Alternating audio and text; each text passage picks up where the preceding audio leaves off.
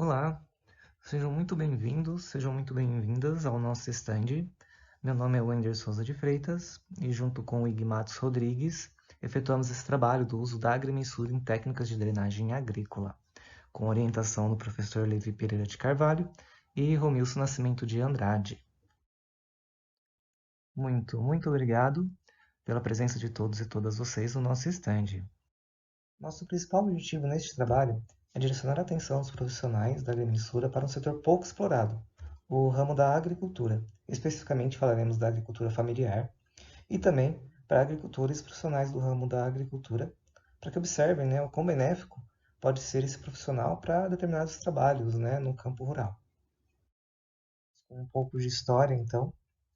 O agrimensor é uma palavra relativamente nova, mas a profissão é muito antiga. Remonta a antigas civilizações, como no caso do Antigo Egito, como pode ver por meio de pinturas e monumentos, a aplicação dessa profissão. Esse é um medidor de campo, separando a parte ideal para o faraó. Há também os romanos, por meio dos libratores, conhecidos como engenheiros de artilharia, especialistas em determinação de desníveis e construções de arquidutos e canais de irrigação e transporte de água. Eles utilizavam também um instrumento muito curioso chamado groma. A groma é um esquadro óptico que separa o espaço em 4 quadrantes de 90 graus e serve para traçados de linhas retas e ângulos retos, determinando assim por meio desses pêndulos, desses prumos, a direcionamento do próximo ponto a ser fixado. Após esse contexto histórico, vocês devem estar se perguntando, mas o que a agrimensura e a agricultura têm a ver, né? Por que utilizar da agrimensura em terras agrícolas? Tendo como base a agricultura familiar, podemos citar que é um setor pouco explorado por profissionais, uma vez que abrange muitas áreas que o profissional pode estar explorando, como vamos citar em diante, é orientada para a satisfação das necessidades da sociedade, da família produtora e seu sustento, uma vez que a família produtora, o pequeno agricultor, não tem tantos incentivos como o grande agricultor, e o pequeno agricultor é essencial para as necessidades da sociedade, né? Já que ele é responsável por mais de 70% dos alimentos consumidos pela população brasileira. Sim, não é o grande agricultor que nos alimenta, e sim o pequeno agricultor, ou a agricultura familiar. É uma das principais fontes de riqueza e oferta para a humanidade, que representa o setor primário da economia, junto com a agropecuária, a mineração e a pesca. A participação da agricultura em geral representa 1,8 trilhões e parte disso é oriundo da agricultura familiar.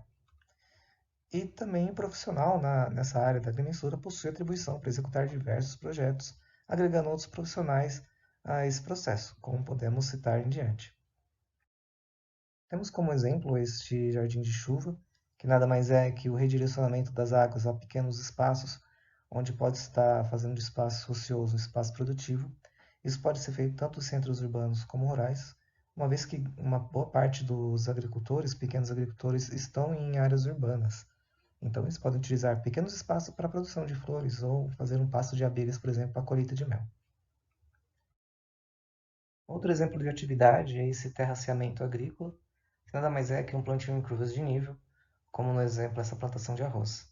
O agricultor pode estar com um terreno, ou parte do terreno, com um caimento muito grande e acha que aquele espaço é inútil. Mas com um pequeno projeto pode ser estabelecido um tipo de plantio em curvas de nível, não necessariamente o arroz, mas outra cultura, como por exemplo um pomar, e a gente pode estar, de vez estar acumulando água, efetuando um pequeno caimento para que a água corra, a água da chuva corra lentamente regando essa plantação naturalmente. Entre esses trabalhos e outros que o profissional agrimensor pode estar executando na agricultura, falaremos especificamente sobre a drenagem. Mas quais as vantagens da drenagem na agricultura? Entre muitos benefícios, podemos citar a facilitação da aeração do solo, proporcionando um ambiente adequado para o desenvolvimento das raízes, facilita a preparação do solo, torna mais longo o período do cultivo, obtém-se mais água disponível, aumentar a área do sistema radicular, uma vez que o sistema radicular pode crescer mais devido ao controle do nível do lençol freático, a não interferir no desenvolvimento das raízes. Diminui a erosão do solo, pois aumenta a infiltração.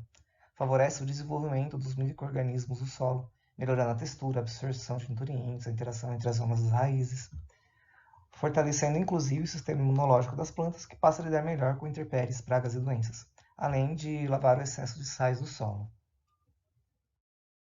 Mas quais são os fatores, né, o que pode causar o acúmulo de água no terreno?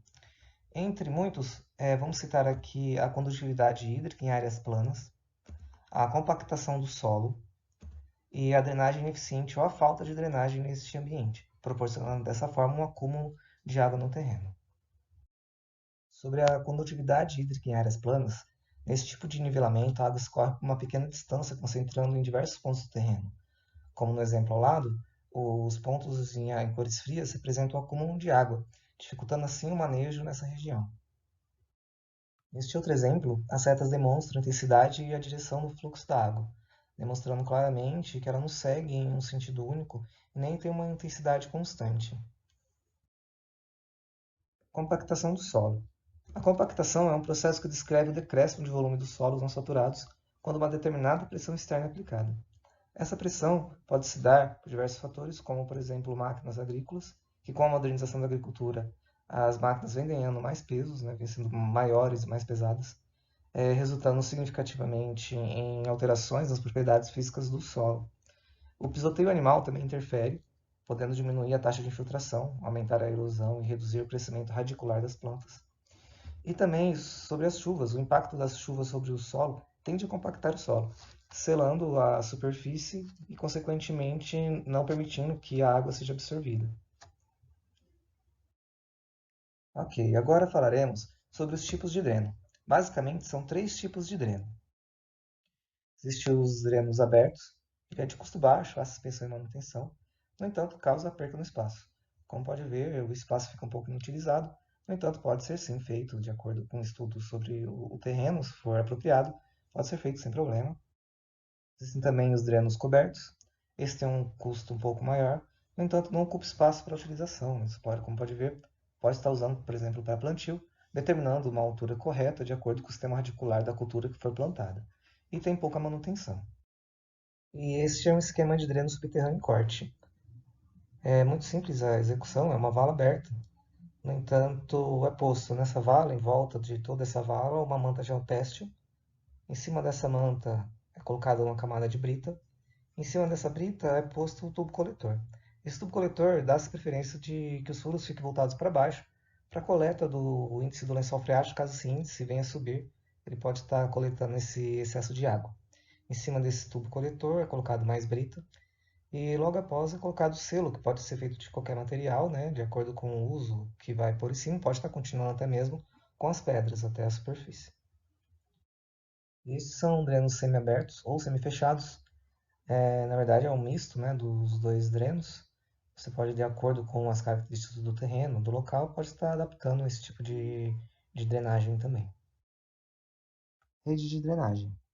As redes de drenagem são desenhos efetuados a partir da cava das valetas, que, de acordo com o desenho do terreno, se determina o melhor tipo de desenho de drenagem, como, por exemplo, a espinha de peixe, a drenagem paralela, ou o interceptor, ou o natural, podendo, de acordo com as características do terreno, estudo sobre o terreno, misturar, né, entre eles e ver qual o melhor tipo de drenagem a ser efetuada. Olá a todos e a todas, eu sou Imas Rodrigues, que junto com o Wender produziu esse trabalho. E agora a gente vai falar um pouco sobre o estudo de caso. O nosso trabalho começou na cidade de Jundiaí, no bairro do Curupira. Lá há uma chácara de aproximadamente 2.000 metros quadrados. Nessa chácara já havia uma plantação, que utilizava do sistema de leiras representado nessa imagem. O sistema de leiras é um sistema em que platôs um pouco mais elevados contêm as plantas em si e ao seu lado canais rebaixados, que servem para o escoamento da água. Com o uso de uma estação total, levantamos planimetricamente toda a área plantada. Com isso, levantamos não só os eixos x e y, mas também o eixo z, mostrando assim a altura e cota de cada um dos pontos. Disso, tiramos alguns dados importantes, como por exemplo, que a área de estudo é de igual de 280 metros quadrados e que o caimento é da direita para a esquerda ou para o sentido nordeste. Esses dados serão utilizados mais tarde e são bem úteis. Nessa imagem, é possível ver uma imagem aérea tirada do Google Earth daquela mesma chácara. A seta amarela representa a melhor direção do dreno, porque ela é o sentido natural de escoamento da água, que vai ser levada para um pequeno banhado local, que leva para um pequeno riacho. Essa é a posição ideal porque toda a água que sair da plantação vai acabar caindo em cima desse cano e vai ser levada para esse banhado, ou seja, assim sendo o lugar mais eficiente possível para a locação desse cano. Para determinar o tamanho do nosso cano, nós precisamos saber primeiro quanta água vai passar por ele. E para fazer isso, nós temos que olhar no índice pluviométrico, que é o gráfico que mostra a quantidade de chuva num determinado mês. Nós optamos por olhar no ano de 2021, no mês de janeiro. O mês de janeiro é o mês que historicamente chove mais aqui na nossa região. E, em janeiro de 2021, a média de chuvas mais alta foi de 214 milímetros. Isso vai ser usado mais para frente. Com todas as informações e dados tirados da nossa pesquisa e do estudo de caso, chegamos à parte dos cálculos, onde pegamos todos os dados e as informações, processamos eles e chegamos aos resultados que procuramos. O dado que procuramos é a vazão de drenagem. Para consegui-lo, usamos a seguinte fórmula: Q é igual a A vezes V, onde Q é a vazão de descarga, dada em metros cúbicos por segundo, A é a seção transversal da área molhada, dada em metros quadrados, e V é a velocidade média, dada em metros por segundo. Para conseguirmos a seção transversal da área molhada, utilizamos a seguinte fórmula: A é igual a π vezes diâmetro ao quadrado sobre 8, e, para conseguirmos a velocidade média, utilizamos a fórmula de Manning, que é a seguinte fórmula, onde N é o índice de rugosidade, R é o raio hidráulico e S é a declividade. Para conseguirmos o índice de rugosidade, N, utilizamos a seguinte tabela. Todos os cálculos serão explicados mais para frente no próximo slide. Agora, vamos obter a vazão de drenagem, com aquelas fórmulas que conseguimos no último slide. Aquela é a fórmula principal, e daí nós conseguimos que a área molhada é igual a 0,00063 metros quadrados e a velocidade é de 0,0895 metros por segundo. Isso nos deixa com uma vazão de aproximadamente 0,0563 litros por segundo.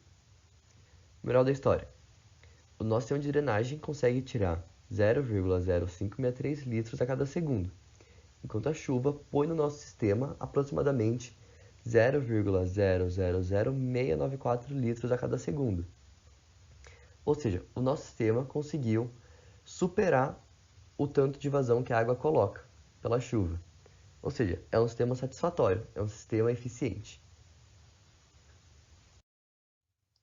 O resultado foi muito satisfatório, o sistema se mostrou muito eficiente e se mostra ótimo em retirar toda a água em excesso do solo.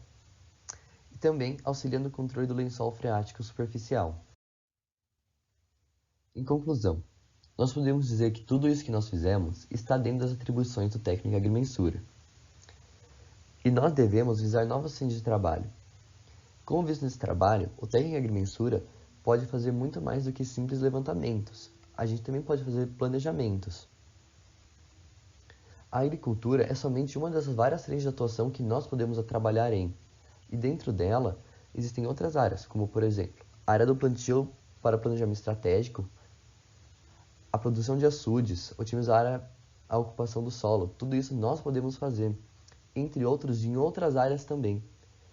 O técnico de agrimensura tem uma grade curricular extremamente versátil e nós devemos tirar proveito disso para conseguir o melhor da nossa profissão. É isso. Muito obrigado a todos que prestaram atenção, a todos que nos apoiaram e todos que colaboraram de alguma forma com esse projeto. Muito obrigado pela sua atenção.